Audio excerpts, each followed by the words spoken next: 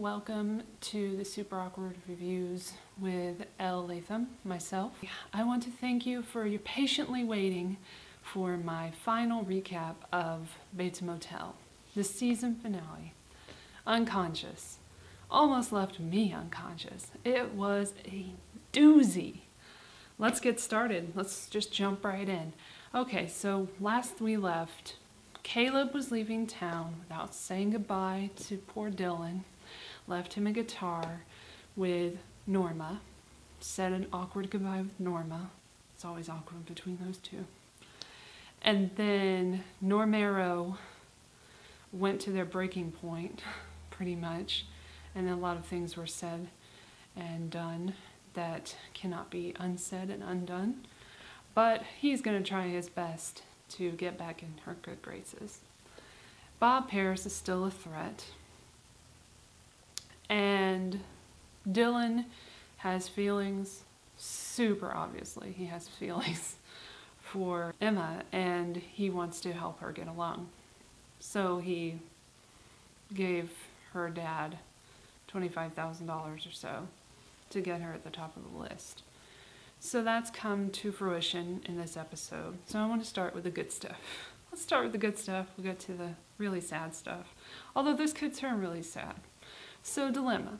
Dylemma is officially on, guys. The kiss was great.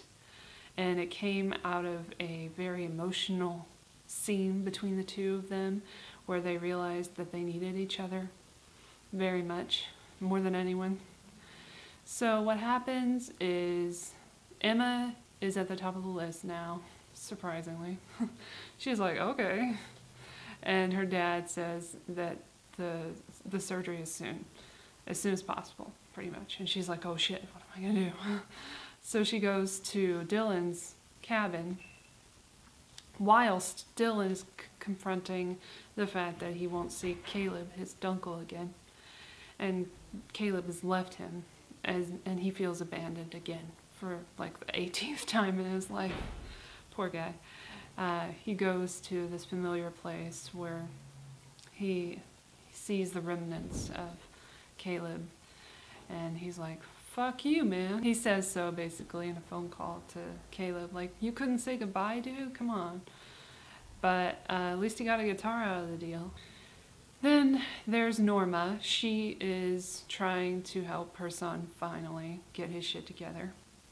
But the thing is, she goes to a treatment facility and dresses up in her best pantsuit and goes and visits the facility. It's huge, it's awesome.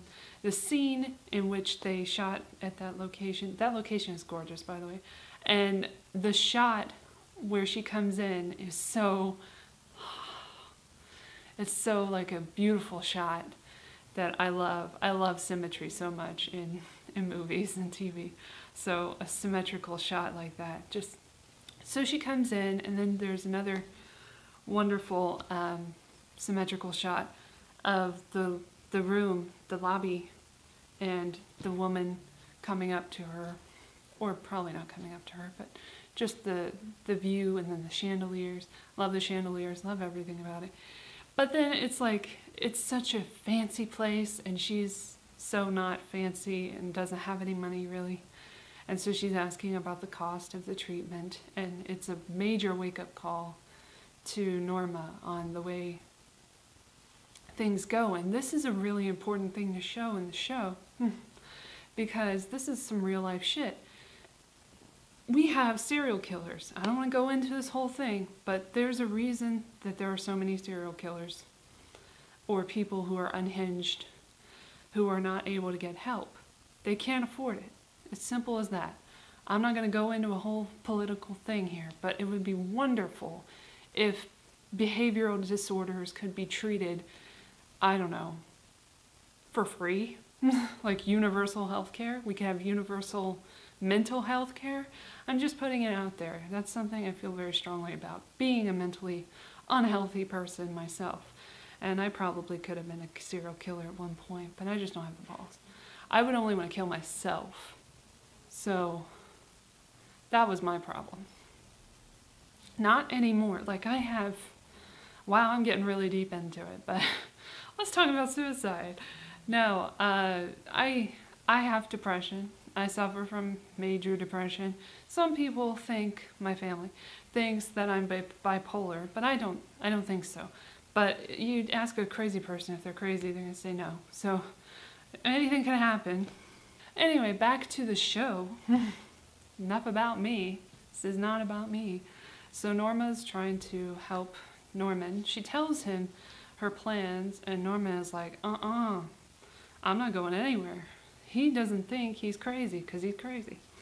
And at the same time, he is dealing with Bradley, who is a total basket case herself. She went to her mother's house, again, unadvised, and ransacked the place, stole a bunch of jewelry, and says she's going to sell it for $15,000.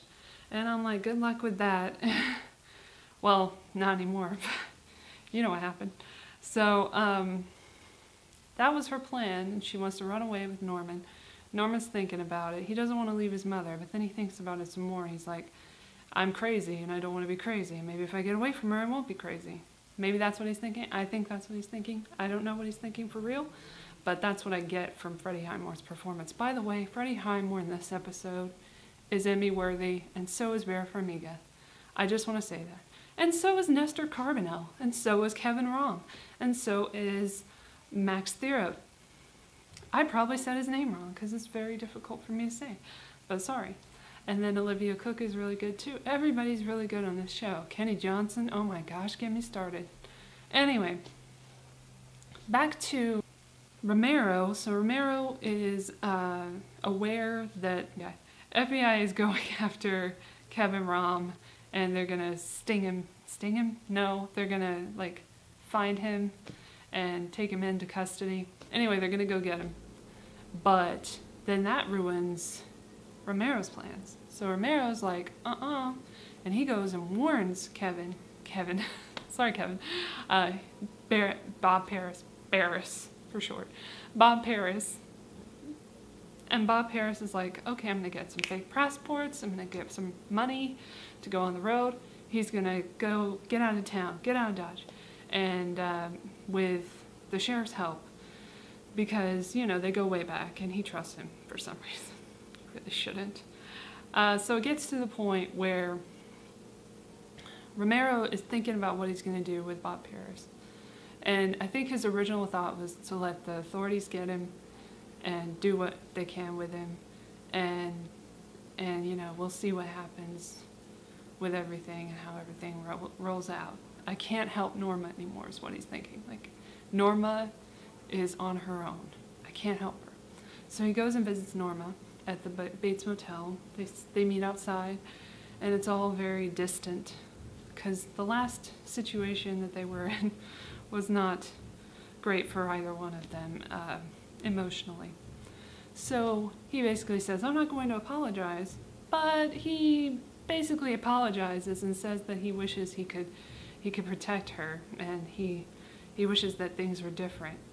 And she's like, well, that's not your fault, that's not our fault, it's not up to us, and, you know, I guess fate wins here, and, you know, what's going to happen is going to happen. I couldn't hide it anymore, the thing with Norman killing his dad, and she doesn't want to see him get taken away, and she breaks down a little bit and she cries, and Romero cannot see her cry. He's so sad. So there's just such a great intensity in this scene. Even though it's this one scene, it just encapsulates everything we love about this soon-to-be couple. That they're on the same page now, that he's going after that guy, and you just know in that moment, I knew in that moment, that he was going to kill the shit out of Bob Paris. And he meets him on the boat, and I'm like, you're not leaving that boat, dude. And then he goes and mentions, Bob Paris goes and mentions that wacko Norma Bates and her kid. I'm not going to tell about them. And that's like, don't say that to Romero. Don't say shit to Romero. He's gonna pop a cap in your ass. He's got 2 guns, yours and his. He's gonna kill you. So then he compares him to his father because he wants to save Norma, and he wants to do this for himself. He's selfish, and he's become what he hates the most. is what he says to Romero. And that's when Romero pulls the trigger a few times. And then it's bye-bye Bob Paris. R.I.P. Great job, Kevin Rom. I want to get back to Dylemma. He finds her at his cabin, and she's scared, and she says that she doesn't want him to see her cry. And he's like, you're the bravest person that I know, and you're a warrior. And that's enough for her to look deeply into his eyes and his lips. And they finally have a kiss. And it's the most beautiful kiss. And we deserve it, because we're going through some hell right now. Like Norma said, we're all doomed in the end, right? Yes, we are. If she knew how right she was. So Dylemma kisses, and they're on. And then it's like, okay, she's gonna get that surgery now. She's gotta try and stay alive. And then we come back to Norma and Norman. And Norman is trying to leave, and Norma finds him, and she tells him, you know, you can't go. Where are you going? And who are you going with? And he's like, Bradley. And she's like, she's dead. But she doesn't know that she's not. So then she conks him over the head because he's trying to get away from her. And he has just thrown her down the stairs, so I can see where she's coming from. And then she throws him in the basement. She ties him up, but didn't knock him out good enough because he wakes up. And then she locks him in, all Carrie style, and calls Dylan. And Dylan comes over, and he goes into the basement, and it's like, oh shit, what's gonna happen? Please don't kill Dylan. They would totally kill Dylan right after he finally gets some action, kissing action. But that doesn't happen, and he's gone. And it's like, where did Norman go? And then he talks to Norma, and Norma says how Bradley is still alive when she says that he's totally crazy and he's seeing shit.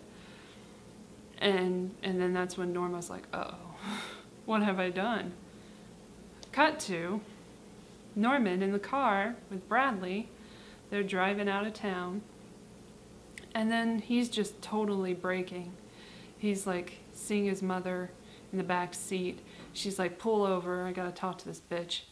He's like, okay. So then he discusses the fact that she comes off as like a little sex kitten, and that whole routine is so old that she's been doing it for years and everything. And Bradley's like confused, like, what? What are you talking about, Norman?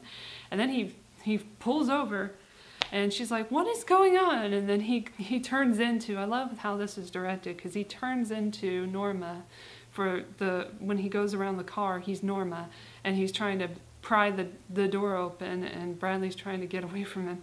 And then she tries to run away, and then Norma is like, shut up, you stupid bitch, and comes and gets her. And it could be really funny, and it was really funny the way it was played, but it was also pretty tragic, because then she knocks the shit out of this girl by, like, on a rock, like, over and over again, just throws her head on a rock until it's like busted open. It's wonderful. I love the blood in this scene. And then it comes back to Norman, or Freddie Highmore playing Norman. And he's like, what have you done? Mother, what have you done? And it's like, oh shit, the first real kill as mother. Big fucking deal.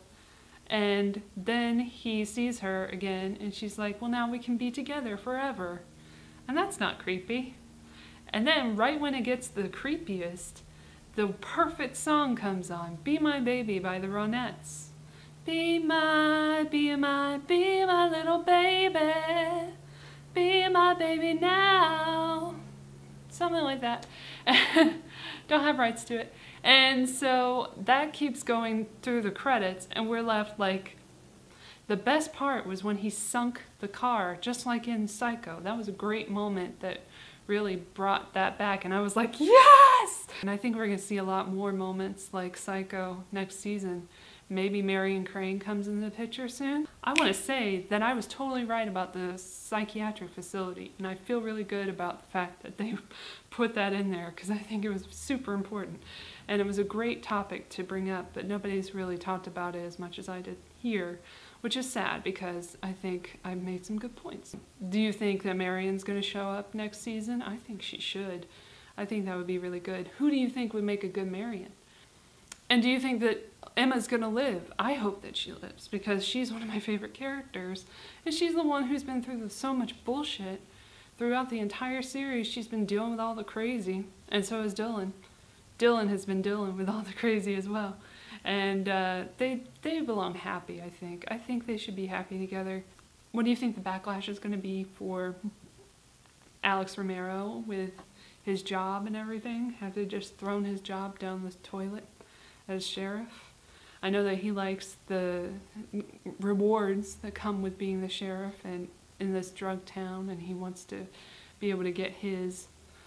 He feels that he's entitled to certain things, much like Norma that way. She feels like she's entitled to a lot too. So anyway, just tell me what you think, and please excuse me for being so late with this. I hope it was worth the wait. And thank you so much for watching. Can't wait for next season. And let me know what you think I should review next. Also, like and subscribe. Thank you.